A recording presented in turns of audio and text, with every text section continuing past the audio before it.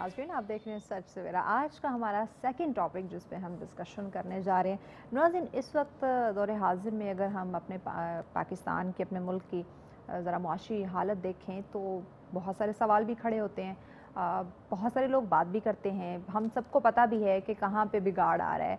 अच्छा, बहुत सारे लोग हैं सोल्यूशन देते हैं और वैलिड हल भी होता है। सोल्यूशन हमें लगता है कि वाकई अगर इस पे काम किया जाए, अमल किया जाए तो ये जो हमारे मुल्क की हालात है इस वक्त, जो मुआशी सूरत हाल है, जो एक बिगाड़ उसमें हमें दिखाई दे रहा है, उसमें बेहतरी आ सकती है। इसके बावजूद कुछ नहीं हो रहा, या हम उस तरह से स्टैंड नहीं ले पा रहे हैं। वजूहात क्या हो सकती हैं? ये हालात दिन ब दिन जो है वो बदतर क्यों होते जा रहे हैं? इनको कंट्रोल कैसे करें? पाकिस्तान की मैशत को हम स्ट्रॉन्ग किस तरह से कर सकते हैं? इसमें हमारे जो हुकूमती सतह पर अगर हम बात करें, जो अदारे हैं उनका क्या रोल है? अगर हम इंडिविजुअली बात करें, इस मुल्क का एक अहम हिस्सा होने के नाते, एक आम शहरी फ़र्द होने के नाते हमारी क्या ज़िम्मेदारी आती है? किस तरह से इस वक्त जो हमारे मुआशी हालात है उसमें हम बेहतरी की तरफ जा सकते हैं? इस मौजू पे वैलिड पॉइंट देने के लिए हमें वैलिड शख्सियत ही चाहिए जो कि लिंक करती हो हमारे पाकिस्तान की मईशत के साथ, जिन्हें पता हो तमाम फैक्ट एंड फिगर्स, जिन्हें पता हो तमाम कंडीशन, तमाम सूरत हाल, जो हमें प्रॉपर्ली आगाह कर सके। तो उन्हीं से हम जानेंगे कि बिगाड़ कहाँ से आ रहा है, वजह या वजूहात क्या हैं और बेहतरी कैसे आ सकती है, या इस पर हम बात उस तरह से क्यों नहीं कर पा रहे, अगर कर रहे हैं तो अमल क्यों नहीं कर पा रहे। इन तमाम तर पॉइंट्स पे आज हम बात करेंगे। माहिर मौशूद हमारे साथ हैं जी, मोहम्मद एहसन मलिक साहब हमारे साथ हैं। अस्सलाम वालेकुम एहसन साहब, कैसे हैं आप? बहुत शुक्रिया एहसन साहब, आपने वक्त दिया। दौरे हाजिर में हम बात कर रहे हैं, पाकिस्तान की मैशत की बात कर रहे हैं, क्या कहेंगे? बिस्मिल्लाहिर्रहमानिर्रहीम। मैं विश बेसिकली पाकिस्तान जो है ना, बहुत अरसे से चीज़ें मिस मैनेज हो रही हैं पाकिस्तान में, ठीक है, और कोई एंड नहीं आ रहा कि हम एक लॉन्ग टर्म पॉलिसी को ड्राइव दें और एक ऐसी इकोनॉमिक टीम हो जो विदाउट एनी इंटरप्शन पाकिस्तान की इकोनॉमिक एक्टिविटी को लेके चले। मैं बड़ा होपफुल हूँ, मतलब ये जो भी हमारे आर्मी चीफ साहब ने एक स्पेशल इन्वेस्टमेंट फैसिलिटेशन काउंसिल बनाई है, तो वो काउंसिल, उसके मेंबर्स, अब वो लोग इस चीज़ को डिज़ाइन करेंगे कि हम फॉरेन रेमिटेंस को या पाकिस्तान में चीज़ों को, जो हमारी इंपोर्ट्स हैं को अप्रॉक्सीमेटली 10 बिलियन की, उनको रैशनलाइज किया जाए। अच्छा। लेकिन इसमें एक दो चीज़ें फिर जो मिसिंग हैं, लाइक जैसे आपने एग्रीकल्चर को दे रहे हैं, आईटी को लेकर आ रहे हैं, बट एक जो सेक्टर है मेन जिससे इमीडिएट आपको फॉरेन इन्वेस्टमेंट आप अट्रैक्ट कर सकते हैं, और मैं जानता हूं ऐसी काफ़ी कंपनीज को बाहर की जो पाकिस्तान में इन्वेस्टमेंट करना चाहती हैं, बट यहाँ का एटमॉस्फेयर, पॉलिसीज वो इतनी कंफर्ट जोन नहीं देती कि वो लोग अपना पैसा यहाँ पर लेकर आएं और यहाँ पर प्रोजेक्ट करें। यानी कि वो इन्वेस्टमेंट करना चाहते हैं, आगे उन्हें उस तरह का माहौल नहीं मिल पा रहा, उनको माहौल नहीं मिल पा रही, सिक्योरिटी भी नहीं मिल पा रही। दूसरी बात ये है, वो कहते हैं कि अगर हम पाकिस्तान में अपना पैसा ले आते हैं, फर्ज मिसाल के तौर पे $1 लाख ले आए हम, तो अगर हमने 2 साल 4 साल के बाद वो पैसे विद प्रॉफिट लेकर जाने हैं, तो उसका मैकेनिज्म यहाँ पे तो कोई है ही नहीं। गवर्नमेंट उसकी सिक्योरिटी दे, आप अपनी इंपोर्ट्स नहीं बिल क्लियर नहीं कर पा रहे, तो हम अगर पैसा ले आएंगे तो हम कैसे वापस लेके जाएंगे? तो इसी तरह की बहुत से मसाइल हैं। अच्छा, वो जो मसाइल हैं वो जरूर हाईलाइट करें कि वो कौन से मसाइल हैं, ताकि नाज़रीन को पता चले। लाइक मैविश इशू ये है कि अभी जैसे इंपोर्ट्स हैं हमारे, हम हर चीज डालने तक, हम बचपन से पढ़ते आ रहे हैं किताबों में, हमारा एक ज़राई मुल्क है, हर चीज हम खुद पैदा करते हैं, बट अब आगे पता चला हम कुछ नहीं करते, हम बाहर से मंगवाते हैं। तो मतलब ये अनफॉर्चुनेट है ना, हमारी किसी गवर्नमेंट ने, मैं ना इस गवर्नमेंट को ब्लेम करता हूँ, ना पीछे वाली, ना किसी, आज तक किसी गवर्नमेंट ने इस पे काम नहीं किया कि हम अपनी इंपोर्ट्स को कम करें। हमारे साथ हमसाया ममालिक हैं, वो और हम बराबर थे, आज वो कहाँ पे हैं? वो अमेरिका से जहाज खरीद रहे हैं, हम कर्जा 1 बिलियन कर्जा मांग रहे हैं, ये हमारा स्टेटस है। तो आप अगर आज भी अपनी पॉलिसीज को रिविजिट नहीं करेंगे, इसमें जो सबसे बड़ा, हालांकि मैं ये समझता हूँ कि ये जब से पीडीएम की गवर्नमेंट आई, इन्होंने भी कोई, मतलब इनको भी कोई फूलों की सेज नहीं मिली, इन्होंने भी बहुत टफ टाइम गुजारा, और मैं क्रेडिट देना चाहता हूँ पीएम साहब को, शहबाज शरीफ साहब को, जिन हालात में उन्होंने आईएमएफ थ्रू करवाया, हाँ। वरना तो हमारी को 90% पब्लिक का माइंड सेट हो गया था कि हाँ, we are going to be default default की तरफ जा रहे यस, हैं हाँ। और एक अदर श्रीलंका बनने जा रहा है। बट बात यह है, अब हम जैसे तैसे करके अब हम हाँ, कर्ज लेने को भी खुशकिस्मती समझ रहे हैं। ठीक है, ठीक हमारे ये हालात आ गए हैं। ये हालात तो यस। अब अगर हम आज भी अपनी पॉलिसीज को रिविजिट नहीं करते, एक मैं डिफरेंट चैनल्स पे बात मैं कर रहा हूँ और अल्लाह करे वो हुकूमती ऐवानों में बात पहुँच जाए, हाँ। वो ये कि हमारे यहाँ कोई रिसर्च एनालिसिस डेवलपमेंट का कोई डिपार्टमेंट नहीं है कि भाई एग्रीकल्चर में हम कैसे कर हाँ। इसको बूस्ट कर सकते ठीक हैं, है। रियल एस्टेट सेक्टर में कितना पोटेंशियल है, हमें इसको कितना टैक्स करना है, हाँ। हमें ये जो टेक्सटाइल इंडस्ट्री है इसमें कितना पोटेंशियल है, यस, हाँ। हमें इन चीज़ों को साथ लेकर इनके मुताबिक टैक्सेशन करनी चाहिए। बट अनफॉर्चुनेटली हमारे जो अदारे हैं जो टैक्सेशन को हैंडल करते हैं, उनके लिए सबसे आसान काम होता है कि आप जो फाइलर है पहले तो उसके कपड़े उतार दो और जो कि उन्होंने इसी बजट में किया। अभी मैं आपको एक छोटी सी एग्जांपल देता हूँ।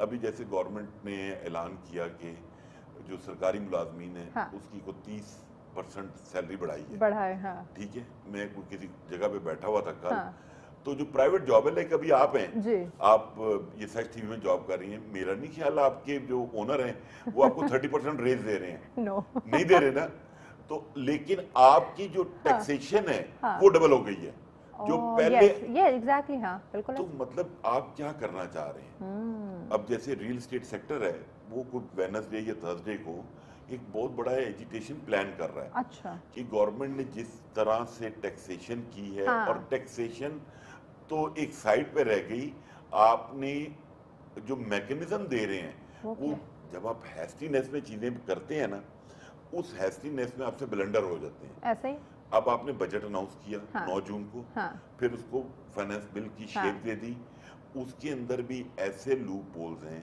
जो आपको अब समझ आए हो यार हमने ये क्या कर दिया। अब आप उसके ऊपर वर्किंग कर रहे हैं कि अब हम इसको लोगों के लिए इसमें कैसे आसानियां पैदा करें। हम सोचते बाद में है। लेकिन साहब 7E ये किसका बड़ा वावेला मचा हुआ है, ये जरा बताइए क्या है, क्योंकि इसका भी लिंक मईशत के साथ और बहुत ज्यादा। हाँ। मैं ये बेसिकली लास्ट ईयर ना गवर्नमेंट ने एक टैक्स इंट्रोड्यूस करवाया। अच्छा। डीम्ड इनकम के नाम से 7E रियल एस्टेट के ऊपर। ठीक है। कि अगर आपका कोई खाली प्लॉट पड़ा हुआ है हाँ। और आप उस पर कंस्ट्रक्शन नहीं कर रहे हैं तो आपने गवर्नमेंट को उसका 1% yearly on FBR value rent पे करना है। अच्छा। तो एक खाली प्लॉट जिससे कोई इनकम जनरेट नहीं हो रही हाँ। आपने वो प्लॉट अपने घर बनाने के लिए लिया है हाँ। और ये सोच के लिया है कि मेरे पास ऐसा ऐसा पैसे इकट्ठे होंगे तो मैं इस पर कंस्ट्रक्शन करूंगी हाँ। या कल को किसी और जरूरत के लिए बेच के मैं अपनी जरूरत पूरी कर लूंगी। हाँ। तो गवर्नमेंट ने उसके ऊपर ये डीम इनकम टैक्स इंट्रोड्यूस करवाया। उसमें सबसे पहले कराची सिंध हाई कोर्ट में केस रिट हुई। अच्छा। जो कि सिंध हाई कोर्ट ने पटिशनर्स के अगेंस्ट कर दी, गवर्नमेंट के फेवर में कर दी। अच्छा। सेकंड लाहौर हाई कोर्ट में हुई। हाँ। उसमें जो ऑनरेबल जस्टिस हैं हाँ। शाहिद जमील साहब, उन्होंने पटिशनर्स की फेवर में कर दी और गवर्नमेंट के अगेंस्ट कर दी। ठीक है। इस वक्त इस्लामाबाद में, बलूचिस्तान में और KPK में इन पे केस चल रहा है। अच्छा। माशाल्लाह हमारी हुकूमत बहुत समझदार है हाँ। और क्योंकि इतने समझदार मुआशी टीम है, शायद आपको पता ही होगा, तारिक बाजवा साहब हैं, पुराने चेयरमैन FBR हैं। हाँ। तारिक पाशा साहब हैं हाँ। वो भी पुराने चेयरमैन FBR हैं। तो इकोनॉमी को ऊपर से अशफाक तोला साहब इनके साथ हैं रिफॉर्म्स के लिए, और इसाक डार साहब का तो माशाल्लाह वैसे ही बहुत मशहूर हैं फिगर्स की जगलिंग हाँ। में हाँ। तो इन्होंने इस फाइनेंस एक्ट में नए जो अभी पास हुआ है अच्छा। उसमें उन्होंने ये कहा कि नॉन फाइलर्स कोई भी अपनी प्रॉपर्टी तब तक नहीं सेल कर सकता जब तक वो 7E का टैक्स पे नहीं करेगा। अच्छा। ठीक है। अच्छा, that is acceptable, no issue. ठीक है। हम we are not the spokesperson of non filers. आपको फाइलर बनना चाहिए। ठीक है। और मुल्क में कंट्रीब्यूट करना चाहिए। बिल्कुल ऐसे। अच्छा, हमें एतराज इस बात पे है कि आपने बीच में ही, क्योंकि आपने हैस्टीनेस में ये बनाया, हाँ। आपने साथ ही फाइलर्स को भी रगड़ दिया। ओह! आपने अनाउंस कर दिया, बट अब उसके ऊपर जो वर्किंग चल रही है, ये एफबीआर ने, फाइनेंस डिवीजन ने इसके ऊपर एक क्लैरिफिकेशन इशू करनी है, ठीक है। क्योंकि फाइलर्स की भी को 3 कैटेगरीज हैं। एक फाइलर वो है जो टैक्स रिटर्न फाइल ठीक करता है। है और प्लस अपनी जितनी वेल्थ है उसने अपनी टैक्स रिटर्न में शो की हुई है। अच्छा। एक फाइलर वो है जो निल की रिटर्न फाइल करता है लेकिन प्रॉपर्टी होल्ड कर रहा है। एक वो है जिसने टैक्स पे कर रहा है, फाइल रिटर्न कर रहा है, बट अपनी प्रॉपर्टी को कंसील किया हुआ है, छुपाया हुआ है, बताया हुआ नहीं है। ये मेरी सबसे बड़ी क्यों? अ, क्योंकि एक हमारा वजह। जो मैकेनिज्म है हाँ। एफबीआर का वो इतना अपग्रेडेड नहीं है कि ये चीज़ों को लिंक करके पता चल पता हाँ, चल जाए। यस, हाँ। तो उसकी वजह से कन्फ्यूजन मची हुई है, तो हमने उसको बड़ा परसू कर रहे थे कि आप जो फाइलर है जिसने वेल्थ स्टेटमेंट में अपने ठीक आप है। को शो किया हुआ है, ठीक है। उसको आप कंफर्ट जोन में रखें कि वो अपनी टैक्स रिटर्न के साथ सही। 7E को पे करें। ठीक। इंस्टेड कि आप हमें भी नॉन फाइलर हाँ, की सफ साथ में लाके खड़ा एग्जैक्टली कर दें हाँ। और कहें कि जी प्रॉपर्टी ट्रांसफर से पहले आपने पे करना है। फिर जाहिर है एक ऑलरेडी जो मुश्किल से अपना घर चला रहा है या अपने अखराजात को पूरे कर रहा है उस पर मजीद बर्डन बढ़ेगा, मजीद इशू अब क्रिएट होंगे। यही प्रॉब्लम्स हैं कि हाँ। हमारे यहाँ पॉलिसीज वगैरह जितनी भी हैं उन पे पहले होमवर्क नहीं होता हाँ। और उसके बाद काम शुरू होता है। अनफॉर्चुनेटली हमें ना आप हमेशा इस वक्त बाद शायद में आपके पता पास चलता आपके है। चैनल पे हाँ। शायद ये प्रॉब्लम ना आई हो, हाँ। वरना काफी लोग इसको रिपोर्ट कर रहे हैं कि आज मतलब जब से ये बजट आया है different societies, authorities, registration registrar office में लोग जलीलो ख्वार हो रहे हैं। मतलब मैकेनिज्म ही अवेलेबल नहीं है। और हमारे जो अदारे हैं उधर सुकून.com है, उनको मतलब उनको मैटर ही नहीं करता कि क्या हो यानी रहा है, फर्क ही नहीं पड़ रहा। पब्लिक उन्हें। जलील हो रही है, हाँ। पब्लिक क्या कर रही है। पर ये फिर लोगों के पास एक आखिरी हथियार बचता है कि जब इलेक्शन आएगा हाँ। तो वो बैलेट पे अपना गुस्सा निकालेंगे। ओए होए। तो मेरी गुजारिश है हुकूमत वक्त से हाँ। कि वो काइंडली फौरी तौर पे इसको एड्रेस करके इन इकदामात को ठीक करे।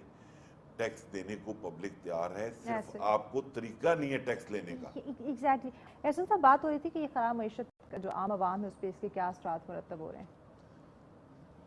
अवाम तो मैं भी आप भी अवाम है, मैं भी अवाम हूँ, हमें बहुत तो बुरे हालात हैं। बहुत बुरे हालात हैं, अनएक्सप्लेनेबल हैं और हाँ। कोई वे आउट नहीं नजर आ रहा, नहीं आ समझ नहीं आ रहा कि yes। गवर्नमेंट हमारे साथ करने क्या जा रही है या कर क्या यानी रही ये है। जो हालात हैं ये रुकेंगे कहाँ पे? फुल स्टॉप वो नजर नहीं आ रहा। अच्छा, मैंने जैसे स्टार्ट में बात की ना हाँ। ये स्पेशल इन्वेस्टमेंट फैसिलिटेशन काउंसिल की, हाँ।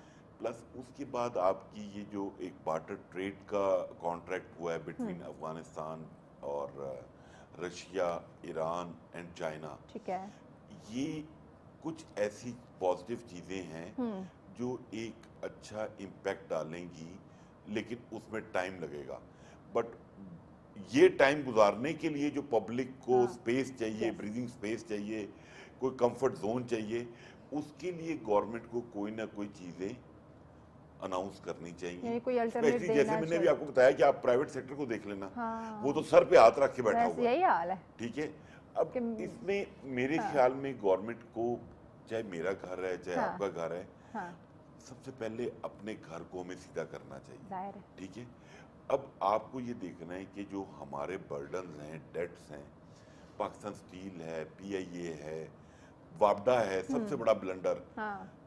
आप इनको किसी तरीके से प्राइवेटाइज नहीं कर सकते, क्योंकि उसकी इशू ये है कि उसका जो आपने कानून में प्रोसेस रखा है वो कुछ 460 दिन का है, मतलब 1.5 साल चाहिए। तो आपने जैसे KPT कराची पोर्ट ट्रस्ट के लिए यूई गवर्नमेंट से एक MOU किया है, इस तरह वापडा के लिए, पाकिस्तान स्टील के लिए कर लें, ताकि हमारे सर से ये जो खसारा है ये कम होगा तो हम हाँ। थोड़ा सा बेहतर परफॉर्म कर बिल्कुल ऐसे। सकेंगे, जरा सांस लेने के काबिल हो जाए। और सांस लेने के काबिल हो जाएंगे।